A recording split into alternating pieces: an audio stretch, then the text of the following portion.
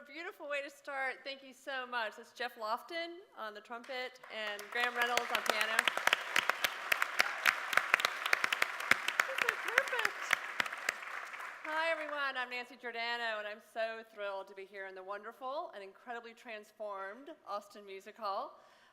Again, this is a day that we always so look forward to, and we're so excited to be with you. And this year, I get to share the stage with two people I have come to love and admire, the two key producers for TEDxAustin. Good morning, I'm Shawna Butler, and I am so pleased that we are here to share this beautiful gift of ideas. As Nancy often says, this is our Valentine to Austin and to the rest of the world. Hi, I'm Romy Suskin. I'm absolutely delighted to be here with all of you today. We have so much to talk about. So let's talk about that video for one moment. Dan Winters provided and shared his photography with us, so thank you, Dan. I don't know if he's here. Is he here? Not today. Thank you, Dan. And to the writers of the sentiments that were part of that video. Do you guys know who the writers were? You guys. It was you.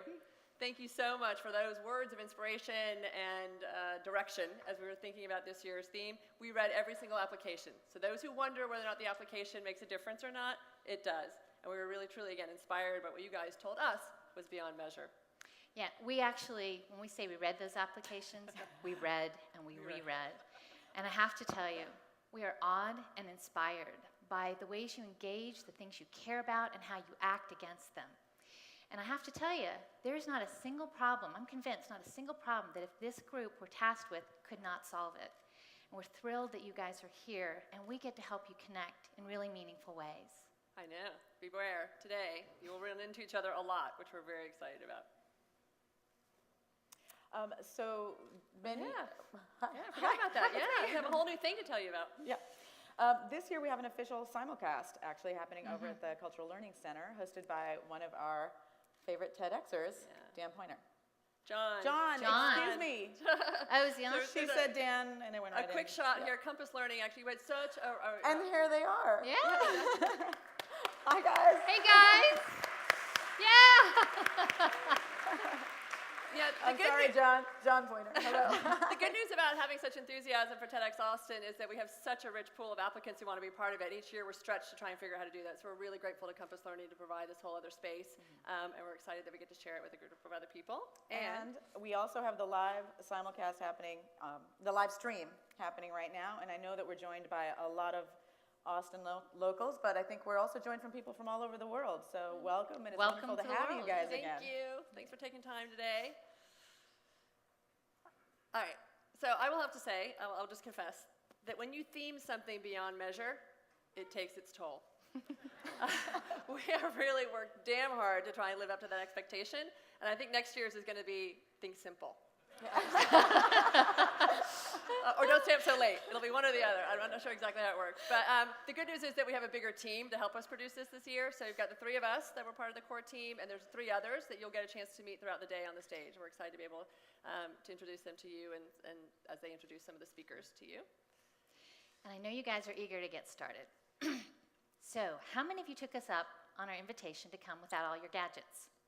I know, it feels odd in a very liberating type of way. Two things about that. We know we love your gadgets. We all love our gadgets. We love to be connected. But today, we really, really need the bandwidth so that we can share all of these beautiful ideas with the rest of the folks out there. And the other thing is that we invite you and all of those around you to be here, to be with us here and in this moment, and to imagine what can happen in this room if we're all powerfully engaged around these ideas. And we have a lot to think about. As we were thinking about the theme for this year's event, we were really aware of how much swirl there's happening in the world, right? There's so much going on. Crazy internet stats on usage, evaluation, particularly this week or this month, I think a lot of discussion around that. Concerns about global solvency, about personal privacy. We have a planet that's zooming past 7 billion. We're all excited about that number 7 billion, and believe me, it's going way past that.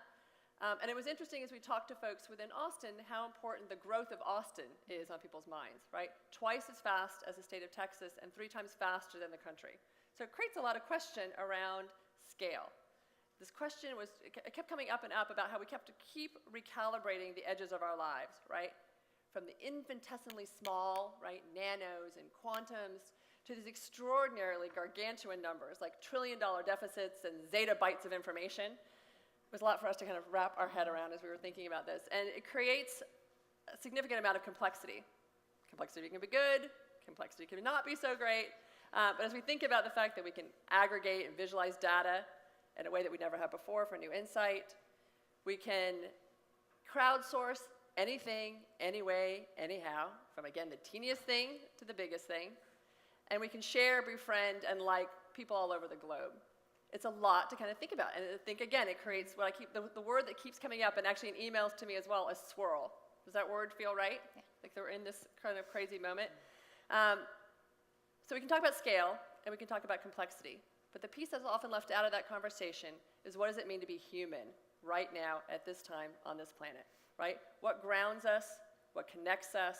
What's it gives us, again, motivation for creativity and contribution when you feel like things are pulling at you to such extreme? That, my friends, is what we get to ponder today.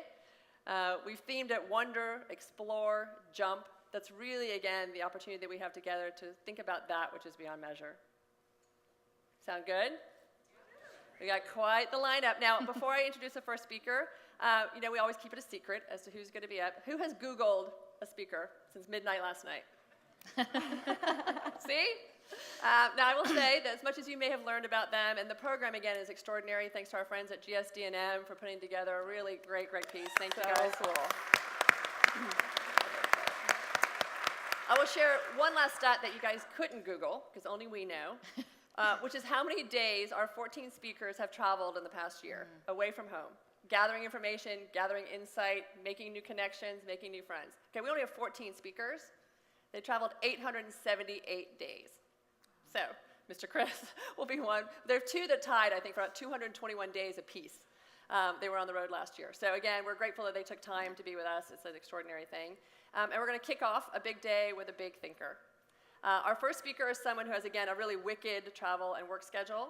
Up until June, he was the lead strategist for the Apple in-house design group up in Cupertino, working right there with all the eye thinking. He's also helped shape and story some of the worldwide biggest brands, Coca-Cola, Nokia, Microsoft. He is a guy who's been traveling a lot. He's been to 12 countries in the last year, gathering insight and telling stories about that. He's an incredibly curious guy and is not slowing down at all. And for me, the exciting thing is that he sits right on the front edge of the future. And with that, we get to see his point of view. So let me introduce our good friend, Chris Riley.